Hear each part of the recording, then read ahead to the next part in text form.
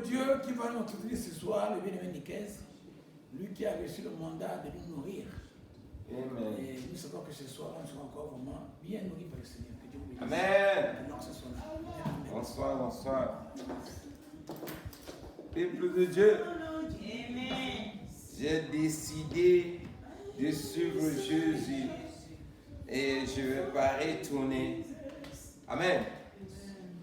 I have decided to follow Jesus. Not decided to follow Jesus. Not on the back. Not on the back. Amen. Nous avons décidé de suivre le Seigneur. On ne va pas reculer. On ne va pas retourner en arrière, retourner dans le monde. Amen. Comment stop? Donc, alors on va bénir le Seigneur qui nous fait la grâce encore de nous retrouver ce soir. Amen. Comme d'habitude, c'est pushy. Nous allons nous édifier comme nous avons l'habitude de le faire. Amen. Pour là, on va confier ce moment au Seigneur afin qu'il vienne lui-même nous conduire. Prions le Seigneur. Père éternel, je bénis encore ton nom, Père éternel, comme nous venons de chanter, Père. Tu nous as appelés des ténèbres là où nous étions, Seigneur. Nous sommes sortis du ténèbre pour rentrer dans ton admirable lumière, Seigneur. Alors nous avons déclaré, Seigneur mon Dieu, dans ce chant, nous n'allons pas retourner, Seigneur, mais nous allons avancer avec toi jusqu'à ce qu'on puisse voir ta gloire. Alors Père, viens nous parler, bénis encore cette parole dans la vie de chacun de nous, parce que nous voulons, Seigneur, s'approcher encore plus proche de toi dans ce moment si critique que le monde traverse. Bénis encore ce moment. Parle-nous ce soir. Instruis-nous au nom de Jésus-Christ. Amen. Amen. Amen. Amen. Alors, mes bien-aimés, nous sommes là encore ce soir, comme nous avons l'habitude de le faire. Amen. Alors, ce soir, nous allons parler de l'humilité du cœur. Amen. Alors, nous devons, notre bien-aimé, le Seigneur nous enseigne lui-même à travers sa parole. C'est sur cette parole que nous allons nous entretenir ce soir. Parce que nous crions, nous prions bien, nous faisons tout ce que le Seigneur nous fait. Mais la seule chose, nous ne suivons pas les instructions que Dieu nous a données. Or, nos bénédictions sont attachées à ce que le Seigneur nous a donné comme instruction. Amen. Alors nous voyons, mes bien-aimés, nous allons parler de quelque chose qui est important que le Seigneur nous a laissé dans sa parole. Amen. Alors, nous allons parler d'humilité. Amen. Amen. Et l'humilité, la pureté. Vous dire ça, la pureté du cœur. Amen. Or, la pureté du cœur nous permet vraiment d'anticiper beaucoup de dégâts qui vont nous permettre d'être attachés à tout ce que Dieu nous a parlé. Amen. Alors, nous allons partir dans le livre de Matthieu, chapitre 5, verset 8. Le Seigneur nous dit ceci dans sa parole. Heureux ceux qui ont le cœur pur, car ils verront Dieu. Parole du Seigneur. Amen. Si ça c'est Dieu, Jésus-Christ lui-même qui enseigne. Amen. Il nous dit ceci. Heureux ceux qui ont le cœur pur et ils verront Dieu. Ça veut dire quoi, mes bien-aimés? Dans la pureté du cœur, ça nous permet d'avoir l'accès au Père, de voir la gloire de Dieu dans tout ce qu'on fait. Amen. We are Matthieu 5:8. Amen. Donc la pureté du cœur est le fondement de doit être le fondement de notre foi. Un cœur qui n'est pas pur, mais bien aimé, imagine qu'est-ce qui sera dans ce cœur-là. Amen. Amen. Qu'est-ce qui pourra être attaché à cela, en dehors de la pureté que Dieu nous demande? Or, un cœur qui n'est pas pur, c'est un cœur qui est rempli d'angoisse, rempli de haine, rempli de la rébellion, rempli de tout ce qui est, c'est-à-dire tout ce que Dieu déteste. Or, la pureté du cœur, ça veut dire la sainteté du cœur, il faut le dire ici, d'une manière très courte. Un cœur qui est pur, c'est un cœur qui écoute la voix de Dieu. Pourquoi? Parce qu'elle est attachée carrément à toutes les instructions que Dieu nous a données. Mais un cœur qui n'est pas pur, c'est un cœur qui n'écoute pas la voix de Dieu, c'est un cœur qui fait la volonté de la chair, qui entend une autre volonté qui n'est pas celle que Dieu nous a donnée. Voilà pourquoi dans ce cœur, la pureté a disparu. Amen. Or, ce soir, le Seigneur veut que nous comprenions, de comprendre que la pureté du cœur est très importante et c'est primordial pour la vie d'un chrétien. Un chrétien qui garde les choses dans son cœur, il garde la rancune, il garde toutes sortes de blessures qu'il les reçoit. Ce cœur ne peut pas être pur, mes bien-aimés. Or, ce genre de choses fait quoi? ça suit le cœur. Amen. Un cœur qui garde rancune, un cœur qui a la haine des autres, un cœur qui cherche à venger quelqu'un par rapport à quelques situations qu'il a vécues. Ça veut dire quoi? Tu es en train de faire quoi? Suyer toi-même ton cœur. La pureté que Dieu te demande n'a plus de place. Une personne qui vit de cette manière, pour un peu de foi, tu vas beau gêner, tu vas beau prier, mais bien aimé, tes prières ne pourront pas vraiment toucher le cœur de Dieu. Pourquoi? Parce qu'ici, c'est le Seigneur Jésus-Christ lui-même qui dit, heureux ceux qui ont verset 8 plutôt, heureux ceux qui ont le cœur pur, car ils verront Dieu. Donc quoi? Dans tout ce qu'ils font, on va voir Dieu dans ça. Pourquoi? Parce que la sémence, le fondement de la foi de ces personnes est basé sur la pureté qui est en nous. Amen. Vous voyez? Or, si nous prenons deux choses, on vient ajouter cela dans nos cœurs. Quelqu'un t'a fait du mal, tu n'as pas pardonné la personne. Tu gardes rancune contre cette personne. Toi-même, tu es en train de te créer toi-même des problèmes. Pourquoi? Parce que tes prières ne pourront pas monter en haut. Lorsque tu pries, mes bien-aimés, il y a une barrière. Parce que tant que ton cœur n'a pas été lavé, purifié, sanctifié, ta prière ne pourra pas monter vers Dieu. Pourquoi? Parce que si Jésus lui-même il dit, si ton cœur est pur, tu verras Dieu. Tu dois t'heureux parce que tu vas voir Dieu. Ça veut dire quoi? Un cœur qui est contraire à ce que le Seigneur dit ici, ne pourra pas voir la gloire de Dieu dans tout ce qu'il fait. Amen. Alors, si le Seigneur nous parle ceci, mes bien-aimés, nous devons comprendre que c'est très important. Si nous voulons voir la gloire du Seigneur, c'est le seul chemin que nous pouvons faire. Dans Proverbe chapitre 4, le verset 23, je sais ici également. Alors, dans le Proverbe chapitre 4, le verset 23 dit, alors, tu marcheras avec assurance dans ton chemin et ton pied ne heurtera pas. Ah non, amen. Excusez-moi, je me suis trompé de verset. Ah, c'est quoi? C'était le verset combien? C'était le chapitre combien? Garde ton cœur plus que tout. Non. Excusez-moi, j'étais en train de lire le verset chapitre 3. Proverbe 4, verset 23 dit ça. Garde ton cœur plus que toute chose, car de lui viendra la source de la vie. Amen. Amen. Quand le Seigneur parle, heureux ceux qui ont le cœur pur, c'est parce que dans le proverbe, il est en train de bien détailler celui qui garde son cœur pur dans cette pureté, il y aura la source de la vie. Nous tous, nous voulons la vie.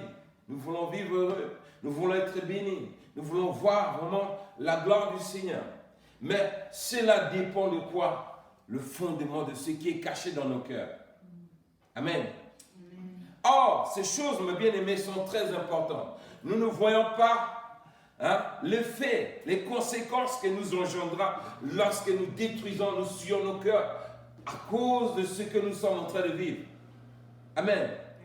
Quand quelqu'un te fait du mal, tu dis, lui là, je ne vais jamais le pardonner. Mais bien aimé, c'est comme si tu le juges toi-même. Moi, j'accepte pour que mes prières ne soient pas exaucées. C'est ce que tu veux dire d'une manière entre guillemets.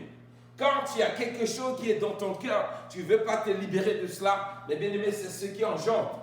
Tu vas beau crier vers Dieu, tu vas beau gêner. Tu vas aller appeler les pasteurs, faire tout ce qu'ils vont faire. Ils vont gêner nuit et jour à cause de ton problème.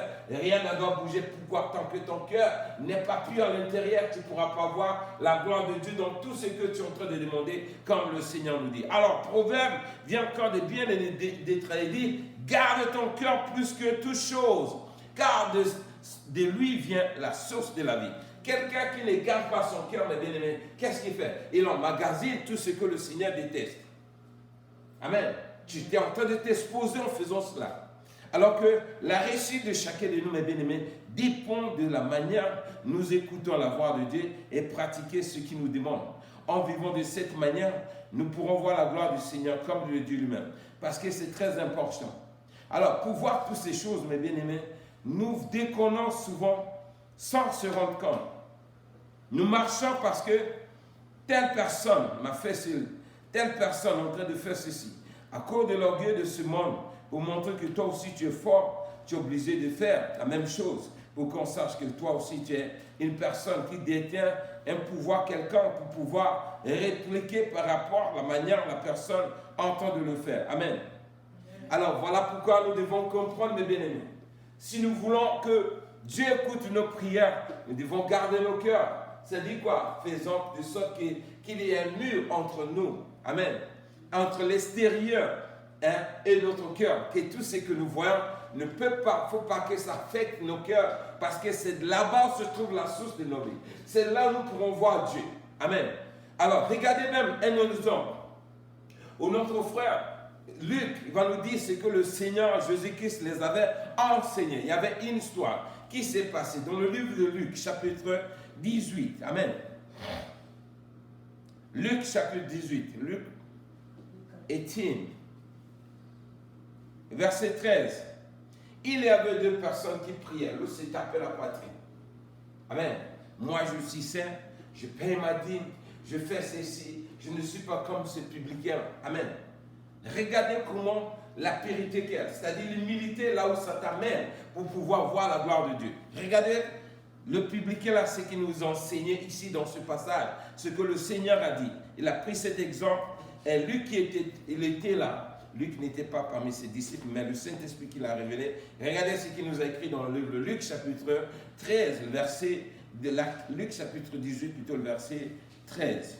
Le publicain se tenant à distance n'osa même pas élever les yeux au ciel, mais il frappa la poitrine en disant: « Ô Dieu, sois apaisé envers moi qui suis un pécheur. » Amen. Amen. Qu'est-ce que cet homme est en train de nous enseigner ici? Amen. Amen. Amen. Regardez bien ce que cet homme est en train de nous présenter dans ce texte.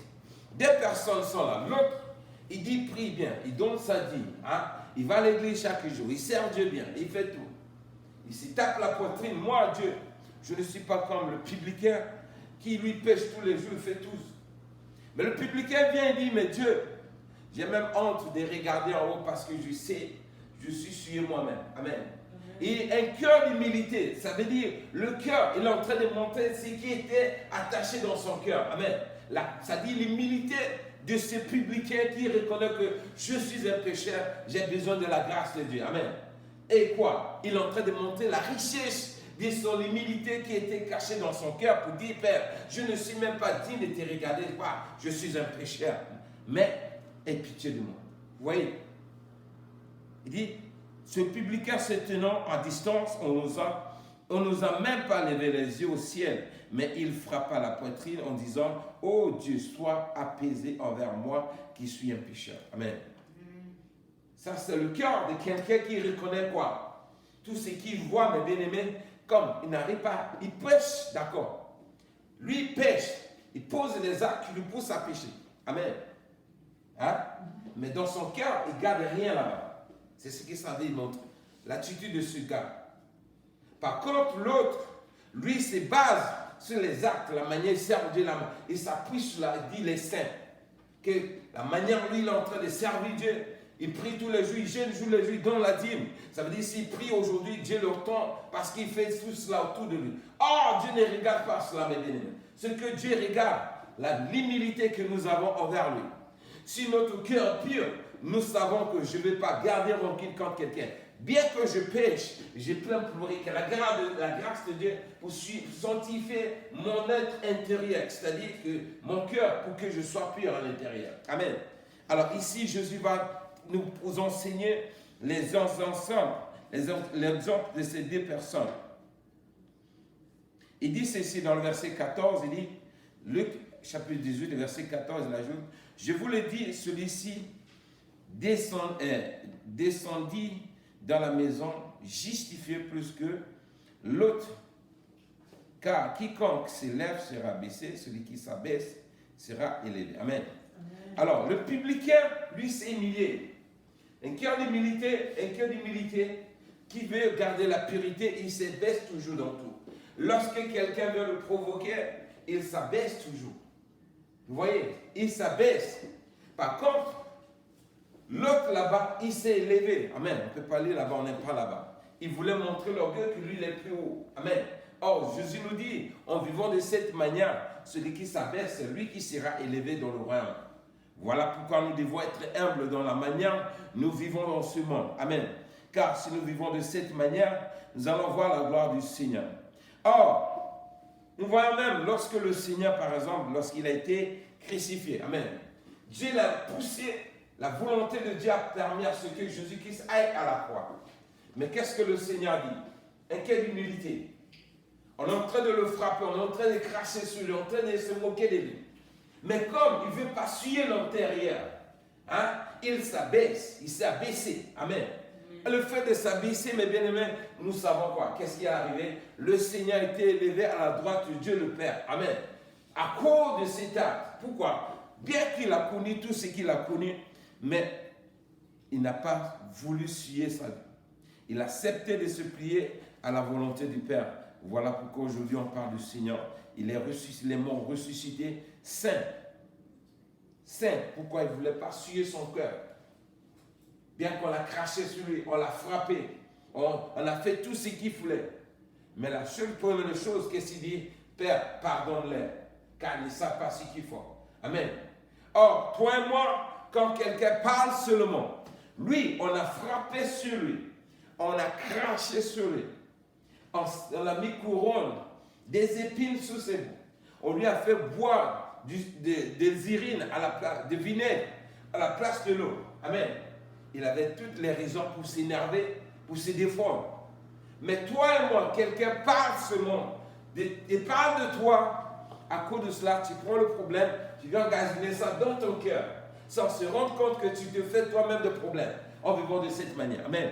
Donc le Seigneur veut nous faire comprendre quoi?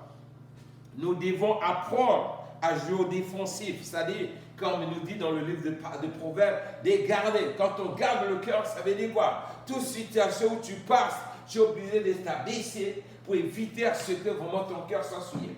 Or, si millions de cette manière, c'est Dieu qui va t'élever. Amen. Pourquoi? Ton objectif, c'est ce que tu puisses voir la gloire de Dieu.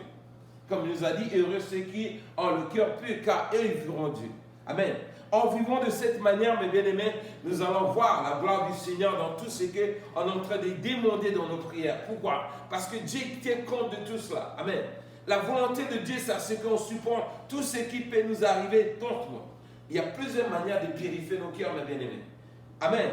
Nous devons purifier nos cœurs dans la manière dans ce qu'on voit, dans le spirituel et dans le physique également, en face des gens. Quand nous sommes en face des gens, mes bien-aimés, il y a des actes que les hommes poussent. Ils nous poussent à souiller nos corps. À cause de ce qu'on voit, à cause de ce qu'on peut subir. Amen. Mais si nous ne sommes pas attention, si on ne fait pas attention, c'est là où nous tombons sans se rendre compte. Car l'ennemi, le diable, travaille d'une manière déguisée. C'est difficile d'identifier la manière dont le diable est en train de travailler pour chercher à nous attraper. Amen. Mais par contre, si nous sommes vigilants, tout acte qui vient, ça va nous demander à faire quoi? Avoir le discernement pour comprendre la manière, l'acte que nous sommes en train de voir. Tu vas identifier quelles sont les conséquences qui attachent derrière chaque décision. Tu vas prendre avant de réagir contre le problème. Vous voyez? Or, l'objectif, si nous savons que dans ma vie chrétienne, la chose la plus importante, c'est de conserver mon cœur pur.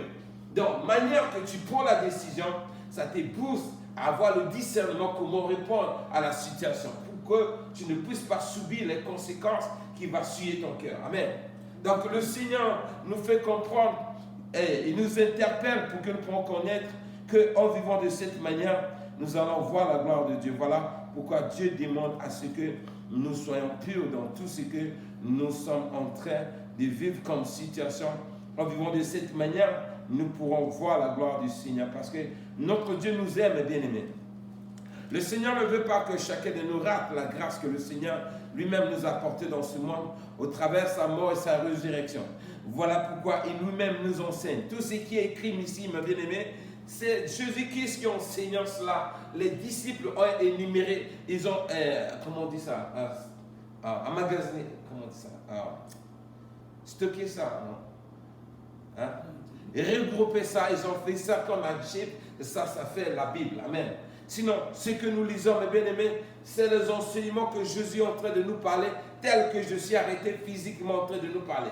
Ce n'est pas que quelqu'un d'autre a écrit, a imaginé des choses. Non, ce sont les dits de Jésus-Christ qu'on a mis ensemble. Il est en train de nous enseigner lui-même pour que nous puissions garder et recevoir l'héritage que lui-même il nous a apporté pendant qu'il est venu dans ce monde. Amen. Si nous sommes conscients la manière nous sommes en train de mener notre vie chrétienne, nous devons vraiment veiller à ce que chacun ne puisse pas rater cette opportunité que le Seigneur nous a accordée, car c'est pour nous que Jésus-Christ est mort à la croix et c'est pour nous de bénéficier de toutes les faveurs qu'il nous accorde à l'autre là, pendant qu'il viendra. Amen. Alors, donc toujours, dans le livre de Matthieu, toujours, cette fois-ci, Matthieu chapitre 5, toujours, versets 18 à 19. Le Seigneur ajoute ceci. Car je vous le dis, en vérité, tant que le ciel et la terre ne passeront pas, il ne disparaîtra pas la loi d'un seul, un seul iota ou un seul trait de la lettre, des lettres, jusqu'à ce que tout soit arrivé. Celui d'homme qui supprimera l'un de ses plus petits commandements et qui enseigne aux hommes de faire de même sera appelé le plus petit dans le royaume des cieux. Mais celui qui les observera et qui les enseignera aux autres, enseignera à les observer, celui-là sera appelé grand dans le royaume des cieux. Amen. Ici, le Seigneur nous parle. Regardez bien. Ce que nous sommes en train de partager, c'est Jésus-Christ lui-même qui nous enseigne cela. Amen. Il faut voir, si tu rentres dans les églises, toutes les églises qui sont dans ce monde, on va recenser le cœur de tous les fidèles qui sont dans ces églises-là. Vous allez voir, mes bien-aimés, le nombre de chrétiens qui seront le cœur pur sera peut-être moins. Mais vous allez voir dans le cœur de plusieurs païens et fidèles qui sont chrétiens, qui se disent chrétiens aujourd'hui, il y a beaucoup de magas, c'est-à-dire il y a beaucoup de choses pures dedans. Pourquoi? L'enseignement que Jésus nous a donné lui-même, il nous donne pour que nous ayons la bénédiction qu'il a portée dans ce monde. Nous avons laissé cela. Nous voyons même les hommes de Dieu qui doivent enseigner cela. Ils sont en train d'enseigner autre chose. Pendant ce temps, nous sommes en train de prier, demander des miracles, demander des bénédictions, demander ceci. Dieu veut nous bénir, mais lorsqu'il regarde dans nos cœurs, mes bien-aimés, il voit que quoi? L'impurité, la désobéissance, la haine, la colère, la méchanceté. Comment peut-il nous bénir à cet état-là, mes bien-aimés? Amen. Il faut être réaliste quand même. Nous venons prier un Dieu qui veut que nous soyons transformés. Et pour être transformés, nous devons changer la mentalité, nous devons s'accorder à ce qu'il nous a donné comme instruction afin de recevoir toutes les bénédictions qu'il nous a promis. Mais nous refusons d'écouter ce qu'il nous a donné comme instruction, comme enseignement. Nous voulons faire autre chose et nous venons nous pointer, d'importuner, nuit et jour pour lui demander les bénédictions qui nous parlent. Et nous ne voulons pas, nous ne les obtenons pas. Nous disons, Dieu là, j'ai prié, je ne vois pas Dieu. Je préfère aller dans une autre église ou bien chercher notre homme de Dieu. Il va prier pour moi, je vais avoir ces choses. Tu vas là-bas, c'est pareil. Tu retournes côté. Oh, j'ai prié. C'est pas la peine, je préfère me rester dans le monde. Amen. Or, le problème, ce n'est pas la parole, ce n'est pas ni Dieu. Le problème, c'est nous-mêmes. Amen. Parce que s'il dit heureux ceux qui ont le cœur pur, et ils verront Dieu. Ça veut dire quoi? Et proverbe qui ajoute, garde ton cœur plus que toute chose, car c'est là se trouve la source de la vie. Tu associes ces deux versets-là, mes bien-aimés. Et regarde, applique ça sur ta foi, applique-toi dans ta propre vie, tu verras là où tu te trouves et tu pourras voir comme pourquoi mes prières ne sont pas exaucées. Amen. Nous voyons, il y a plusieurs versets, mes bien-aimés, qui sont là. Je peux aller pas à pas. Tu vas aller voir beaucoup de... comment nous déconnons à tout moment. Amen. Regardez, il y a des gens qui suivent. Les gens suivent d'une manière ou d'une autre. Dans toutes les manières. Le diable, il sait comment voir le chrétien. Il suffit seulement qu'il s'incarne dans le corps d'un être humain et la personne là vient à côté de toi. Il va te piéger, le diable te piège. Tu vas tomber dans le piège de l'ennemi sans pourtant se rendre compte, bien que tu es chrétien. Amen. Donc, mes bien-aimés, le diable travaille d'une manière difficile à identifier, à le déguiser. Mais ce qui nous pourra nous permettre d'être vigilants, c'est lorsque nous gardons les instructions que le Seigneur nous parle. Si nous voulons vraiment faire une parcelle spirituelle sur notre cœur, pour ne pas laisser n'importe quoi entrer dedans, si ce n'est la parole de Dieu, mais bien aimés, nous serons heureux. Amen. Celui qui conserve son cœur pur, qui vit dans l'humilité, mais bien aimé, celui-là, il est riche, il est grand dans le royaume de Dieu, parce que c'est là où, c'est les gens comme ça que Dieu est en train de chercher sur la terre et on ne le trouve pas. Amen.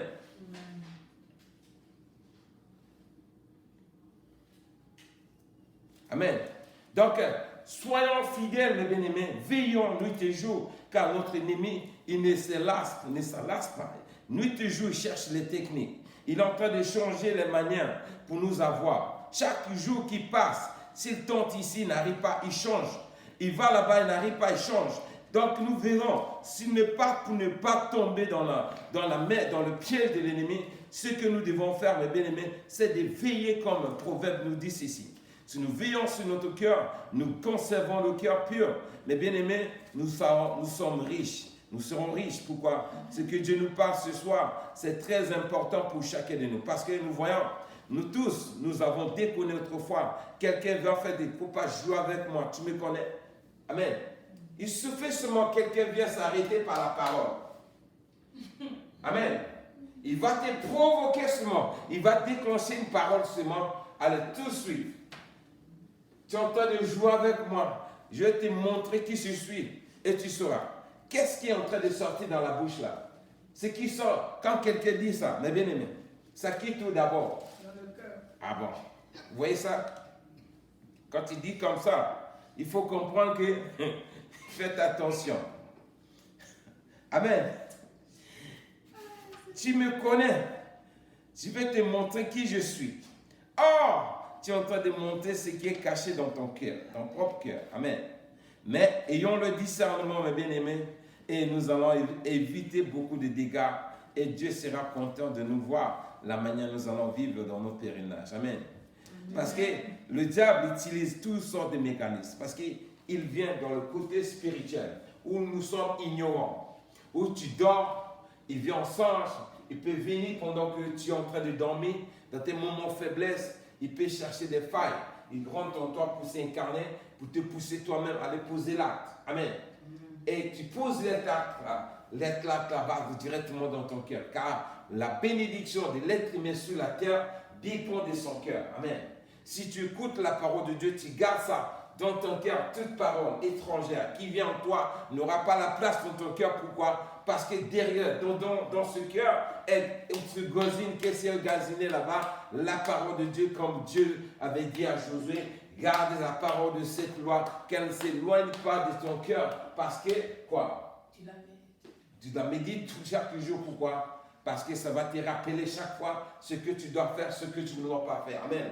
Mais celui qui ignore cela, en dormant, le diable vient, il met le désir en toi, tu vas suer ton cœur sans se rendre compte. Amen. Le diable peut utiliser aussi les gens. Comme Jacques le dit, la langue est c'est comme Jacques 3, non? Jacques 3. Dans Jacques 3, il dit quoi? Garde ta langue. Non, la langue est une... comment on dit ça? Garde ta langue. Comment on dit ça? Excusez-moi, je vais introduire ce verset. Jacques 3, c'est 3, non? Jacques combien? Regardez bien. Je n'ai pas prévu ça, mais je vais introduire ça rapidement. Jacques 3, je pense, verset 8. C'est ça, Jacques 8, Jacques 3. Jacques. James.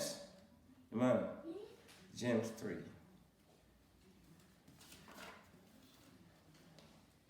Oh, la Bible est trop bien. Hein? Jacques chapitre 3. Pas on peut trouver ça. Ouais, toi, tu ne m'aides pas.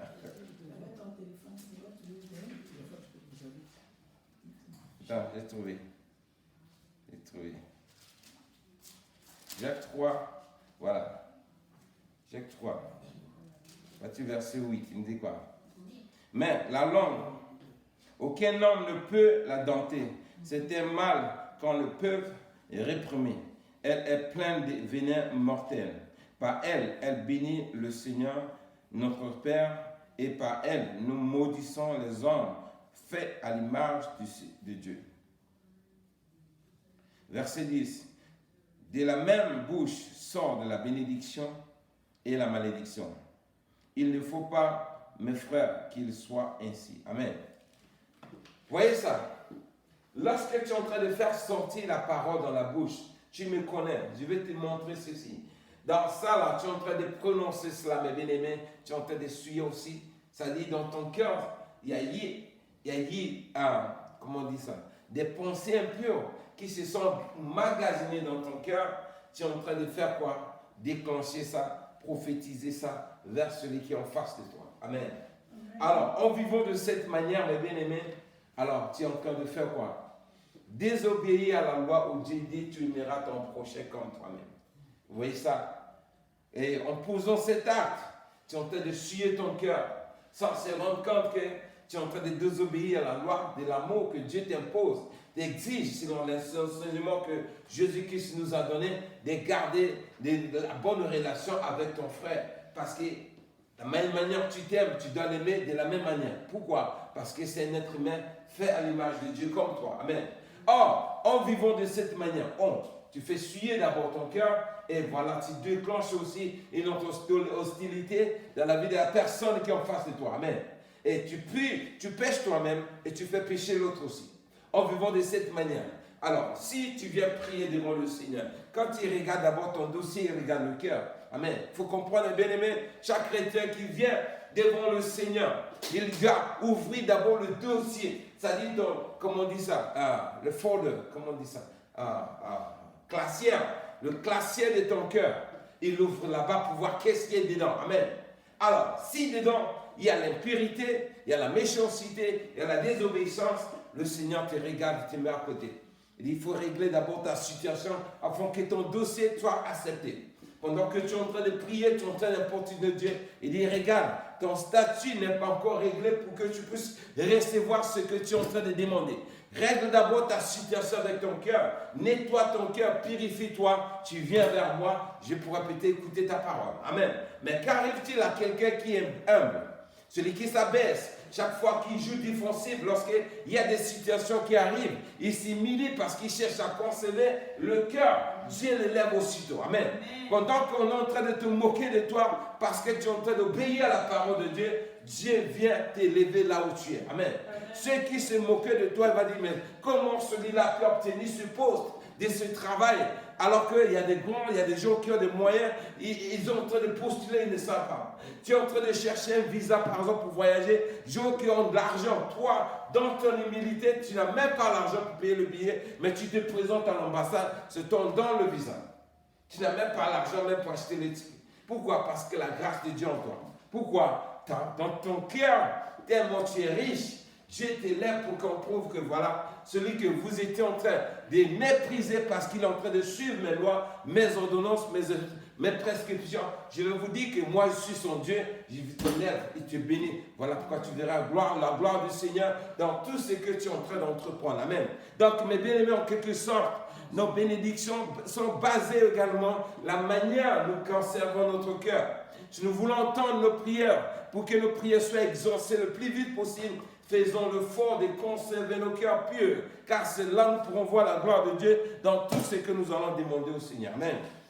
Comme l'enseignant est très lent, on s'arrête là d'abord pour la grâce de Dieu. Peut-être on va continuer ça la prochaine fois. Amen. Donc vraiment, c'était juste un encouragement pour comprendre comment nous devons aussi changer la manière. Nous devons prier, comment pratiquer notre foi et comment vivre la vie chrétienne. Et cela, Dieu pourra se manifester dans nos vies si nous vivons notre vie chrétienne telle que la parole nous parle ce soir. Donc en général, mes bien-aimés, notre vie chrétienne dépend aussi de l'état de notre cœur, de notre humilité, la manière dont nous vivons notre vie chrétienne dans ce monde.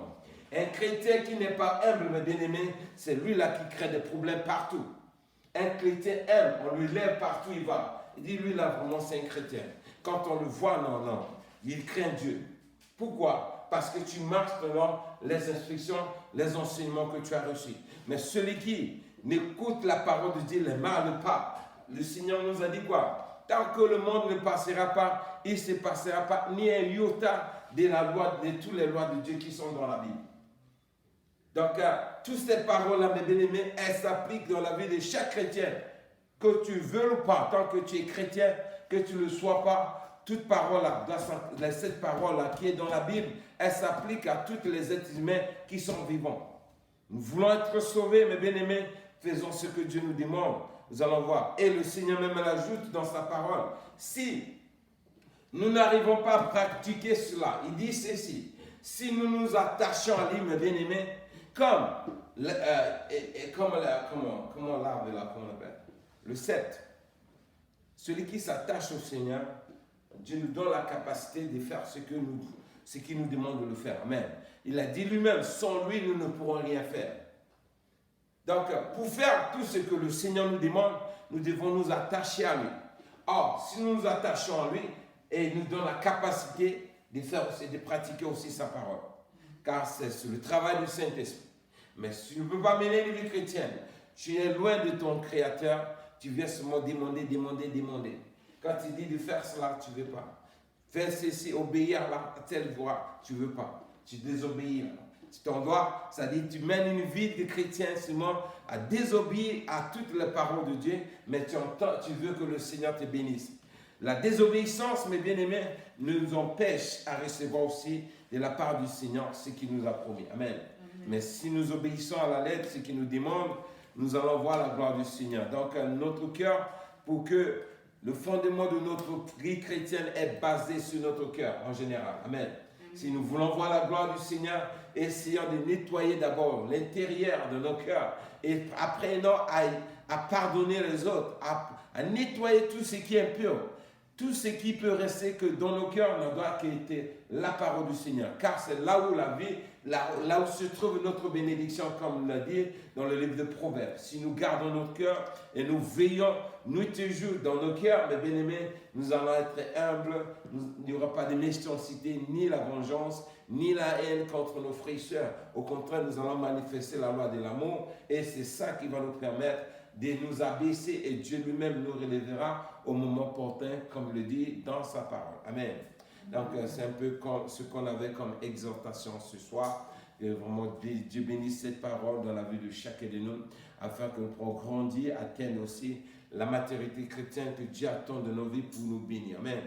Seigneur notre Dieu, Seigneur notre Père, nous disons amen encore ta parole ce soir, car ce que tu dis est réel, Père éternel. Nous avons toujours failli en ignorant que, mon Dieu, mon roi, notre vie chrétienne, mon Dieu, est basée également sur l'état de nos cœurs, Seigneur. Alors parmi nous, Seigneur, ceux qui m'entendent, mon Dieu, ceux qui sont de près, de loin, Père, nous avons du mal à conserver notre cœur pur. Mais Père, lorsque tu passes, c'est parce que tu veux nous bénir. Voilà pourquoi tu nous as appelés encore ce soir, Seigneur, à pratiquer, mon Dieu, cette loi dans nos vies, parce que nous voulons, Seigneur, mon Dieu, voir ta gloire. Seigneur, aide-nous, Seigneur. Pour ceux qui ont du mal, mon Dieu, à pardonner, donne la force à chacun de nous, comme tu l'as dit. Sans toi, nous ne pourrons rien faire. Nous demandons, Seigneur, ta grâce, ta compassion, ta faveur, Seigneur, dans la vie de ceux qui, mon Dieu, ont du mal, mon Dieu, à pardonner, mon Dieu, ceux qui les ont enfoncés, Père. Faites grâce, mon Dieu, pour nous donner cette force, car c'est là, mon Dieu, mon roi, se trouve, mon Dieu, la ressource de nos vies, comme tu nous as dit. Merci pour cet entretien, Seigneur. Merci, mon Dieu, pour cette information que tu nous donnes ce soir. Nous sommes heureux, Père, parce que ça va nous faire du bien, parce que ta bouche a parlé, nous avons dit Amen. Je bénis encore cette parole dans la vie de mon frère, dans la vie de ma soeur. Je te loue encore, Seigneur, pour ce que tu vas faire dans nos vies. Au nom suprême, Seigneur Jésus, nous en prions. Amen. Amen. Amen.